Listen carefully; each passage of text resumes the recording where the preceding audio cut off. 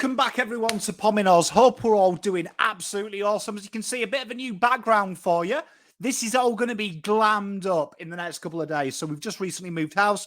I hope everyone's Christmas and New Year has been a bit more relaxing than mine. Obviously, moving and things like that are a little bit stressful. So do excuse the backdrop. It's not the most prettiest, but that is okay. We're going to have a real nice fake wall built in the next couple of days. So look forward to that. And obviously, I just wanted to get online. New year, first video of the year, say hello and everything. Couple of announcements, though. If you are new, make sure you hit the like, subscribe button. We've had some real good growth in the channel. There is now a new website for merch. Merch is going to be added over the next couple of days. So make sure you check that out for me. And also get on to Sisters Creations. They made me this for Christmas. We've got what his and hers, Mr. and Mrs. Pom ones. So check them out as well. Link is in the description to that. And what we're doing today is we're going to look at the Sam Walsh thing. So I was quite upset about this when it first happened. I've had a bit of a time to decombobulate. Is that a word? Who knows? It could be. And actually have a look at it. And I thought what we'll do is we'll look at the options available to Carlton and how much of a severity it is. Because I think there's options there. And I also think that we've got to try and get in the mind of the selectors. So let's get straight into it. How important is Walsh? It's been interesting because Walsh has been one of them players that definitely Voss has chopped and changed his role. So what I mean by that is when he came in the first couple of rounds, I don't think he was fully fit.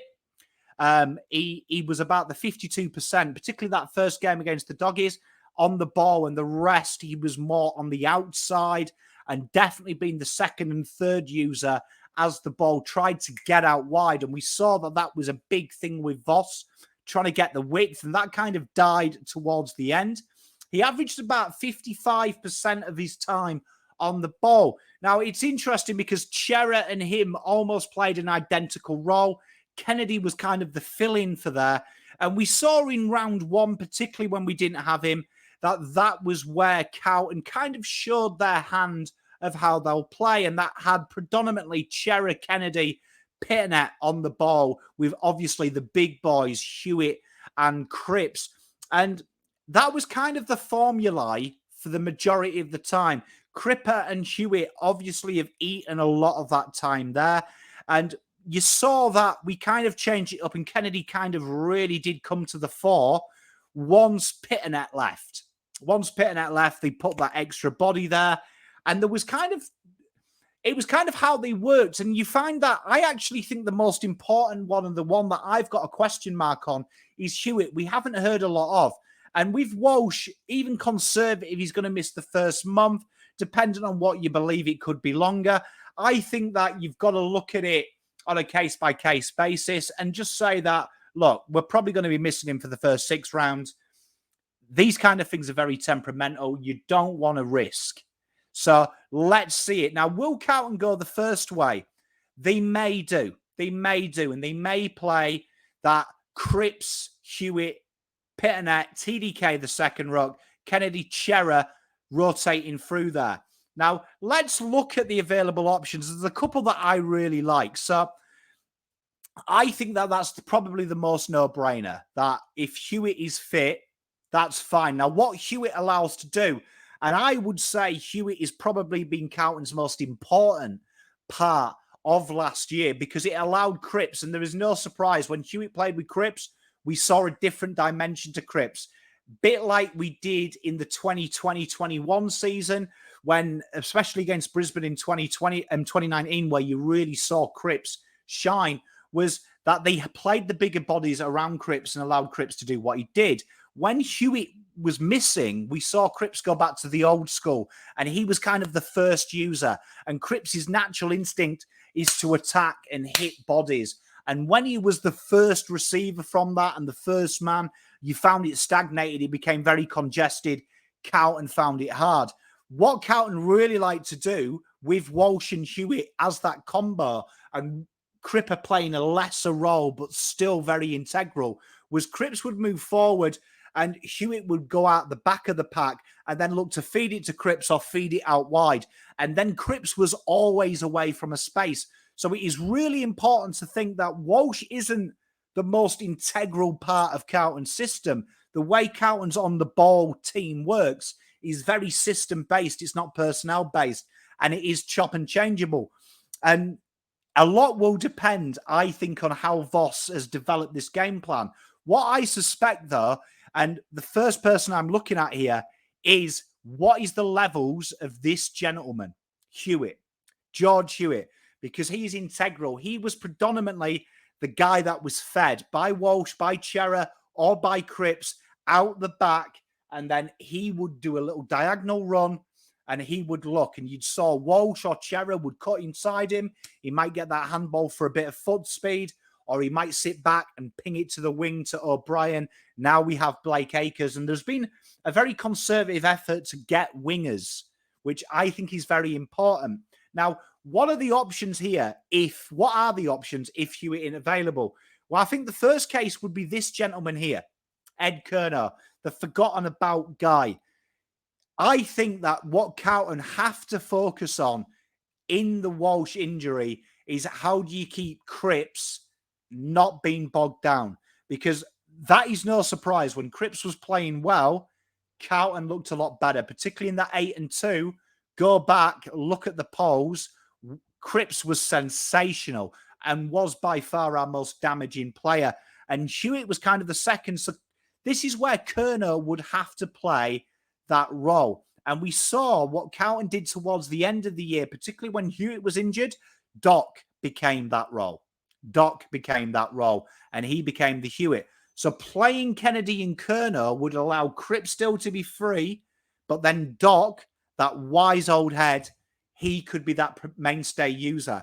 And that would be very interesting, I think. And I think that that is the route Carlton will go. I have a sneaky feeling that to get the foot speed, Fisher towards the end played about 22%. There's the foot speed and there's the leg work, allowing Cerra to rotate. You're also forgetting about players like Zach Williams who could come in. Now, if these are the things, and Doc and Williams are going to be the guys that are going to be added to add that je ne sais quoi, and I think Carlton need a lot more rotations there. They were very minimalist at the start of the year, particularly towards them rough patches. After 8-2, we kind of stagnated and became one-dimensional, and it was nice to see. Now, Pitternet is an integral part of that. A lot of Carlton fans go on about TDK. He's still raw. There's still a little bit of development to go there, and it can't be argued by the eye or by pure hard statistics. What Pitternet does suits Carlton's on-ball crew a hell of a lot more than what TDK does. TDK's strength is when he is doing that 35, 40% and hitting a tired ruckman and then being able to be the release through there. Pitternet helped these guys, particularly Cripps, particularly Walsh and Cerra, with what he did. So I'd suspect that Ed Curnow's name starts to get floated and they play that Kennedy-Ed Curnow. The benefit being, I suspect that Curnow will be played as that pinch, and Kennedy has shown that versatility. But there's another option here, and I want to talk about this guy because you know he's my favourite. If we are going to start robbing Peter to pay Paul and taking Doc away and taking players like Zach Williams away to pinch it, and I suspect that there's probably 9% on the ball coming from 3 players with Walsh going away, I would suspect keep an eye on this fella, because this guy here has very similar attributes to Sam Doherty. He's ready to play now without a shadow of a doubt, has the booming kick and has that transition.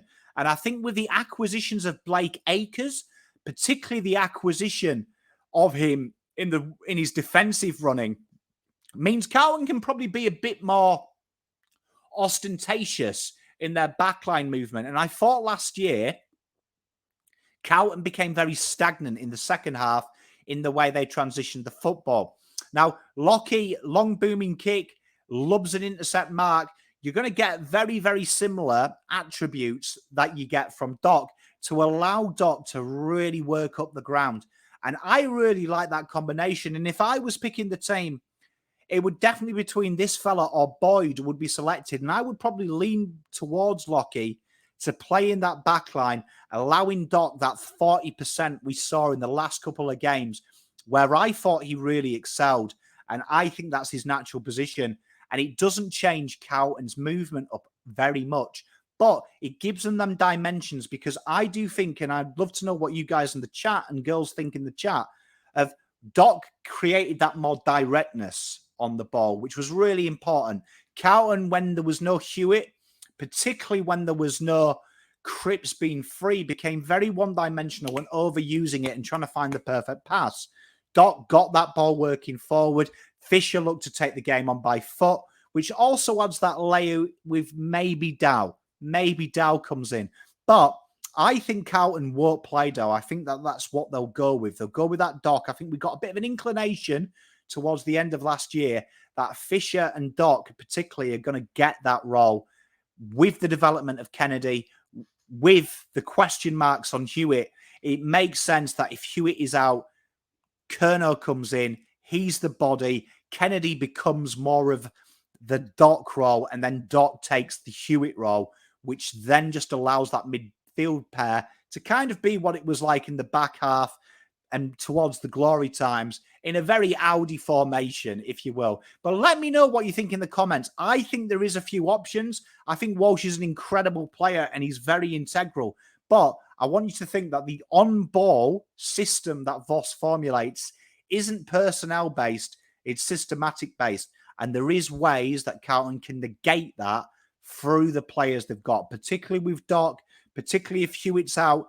You have got Ed Curnow for that reliability and that strength and that blocking role that Kennedy played, which allowed Hewitt to do what he did. It's going to be very interesting, and it's going to be one where I'm not worried if Hewitt's fit.